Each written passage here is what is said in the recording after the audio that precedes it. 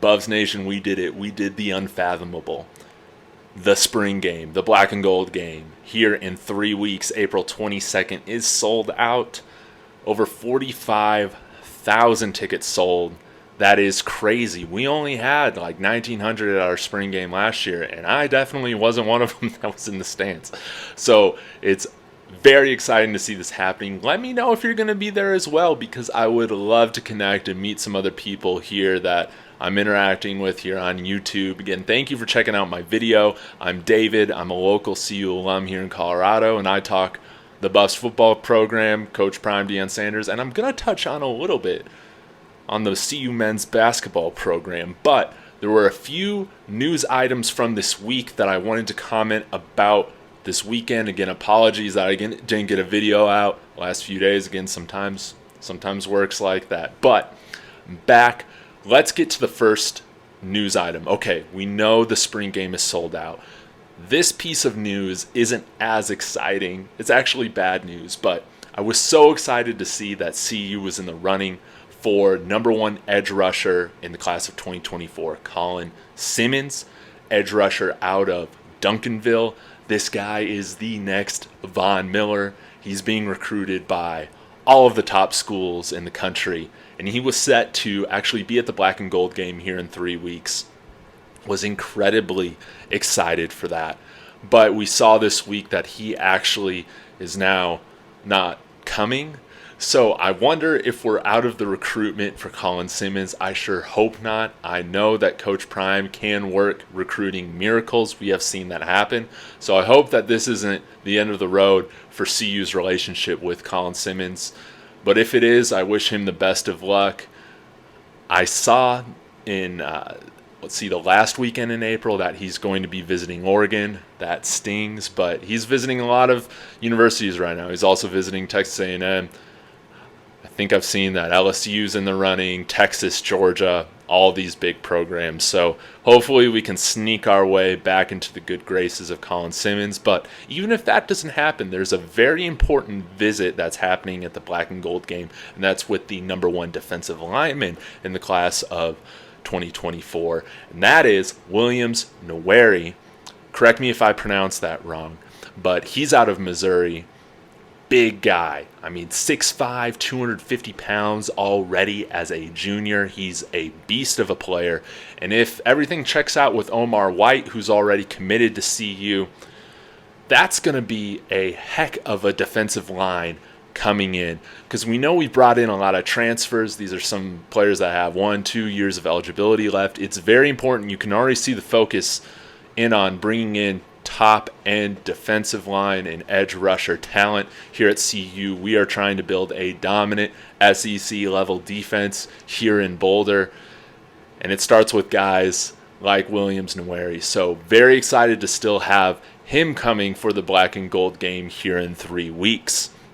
Now, another thing that I did want to touch on was the piece, it's like another shot that Nebraska and Matt Rhule seems to be taking at the program in terms of, well, we don't need to have everything on video. It's starting to feel, which is very weird because Nebraska historically has kicked our butts in this rivalry. I know we've won the last 2, but traditionally, Nebraska definitely has bragging rights over us when it comes to this rivalry. But in a sense, I feel like Matt Rhule and the program is acting like with an inferiority complex towards what Coach Prime and the Buffs are doing over here in Colorado, where they have to justify their actions, so to speak. And I don't know if you want to call this a little bit of trash talk, but you got to look at it too. I'm sure there are some Nebraska fans that are upset because you're paying Matt Rhule. I believe he's a top 5 paid coach, or at least top 10 paid coach in college football right now, making over $9 million with Nebraska. You see Coach Prime, he's actually making, I think, about $3 million less, which means we got to work on that contract extension. Rick George, we got to get Coach Prime a new contract already. We got to start putting that on the table. But anyways, you have a guy coming into Colorado that's been a historically worse program Then Nebraska. I mean, Nebraska's been bad. They've been irrelevant the last 10 years. And, I mean, we've been worse than that. So we have Coach Prime coming in here that's coming into a tougher situation, that's doing an incredibly amazing job, and honestly a better job than Matt Rhule is doing. There's probably only 2 or 3 other coaches that could come in here to Boulder and do what Coach Prime has already done. That's maybe somebody like Nick Saban or Kirby Smart, maybe Urban Meyer like 10 years ago. I don't think so right now, but Coach Prime is one of one. He's special, and Matt Rhule, I think, is definitely probably feeling some of that pressure to compare himself to getting outdone, honestly, by their biggest rival right now.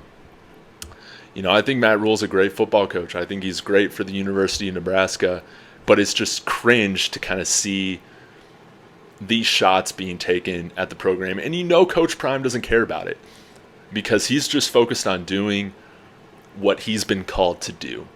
He's not going to care about any of that noise. He's doing what he's called to do in this moment, and that is to coach this Buffs football program and hopefully kick Nebraska's butt when they come in here September 9th. Now, the last thing that I did want to bring up and comment on a little bit is I think his name's Tate Frazier of The Ringer tweeted out this week that Bronny's recruitment is down to USC and Colorado. I had no idea that Colorado would even be in the running or consideration for somebody like Bronny James. But, I mean, I wonder if, Coach Prime honestly has something to do with this. I mean, it's remarkable that we're even in the conversation. I'm still skeptical that this is going to happen, but if this happens, if he's here, if him and LeBron are at the spring game in April, I mean, that would just be insane. And I know we have one of the top 10 players coming in this year already in Cody Williams, which is very exciting. And I think Bronny James is ranked like the 35th player in the country. Still very solid, but very few players have the star power that Bronny James would have. I mean, if he ends up coming here, I think I might have to actually look into season tickets for the Buffs, which, I mean, their basketball games are just as expensive as Nuggets games right now, actually, which is why I don't really go to CU Buffs basketball game. I can go see Jokic play. I mean, the conversation's kind of done after that, but want to know your thoughts on this. Again, Buffs Nation, a lot to talk about. I'm going to start getting into more of where we're standing right now in terms of the 24 class in terms of recruiting. I mean, we have offered probably over 100 scholarships already to players. This is going to be picking up in the spring. The transfer portal is going to open soon. Hopefully Shane Hooks commits here soon. That would be so good to have him here. Back with Shedeur, some of the other Jackson State players. But let me know in the comments what your thoughts are on all of this. And really appreciate your support. We're on our way to 1,000 subscribers. Hit that like. Let me know in the comments what you think, and Go Buffs.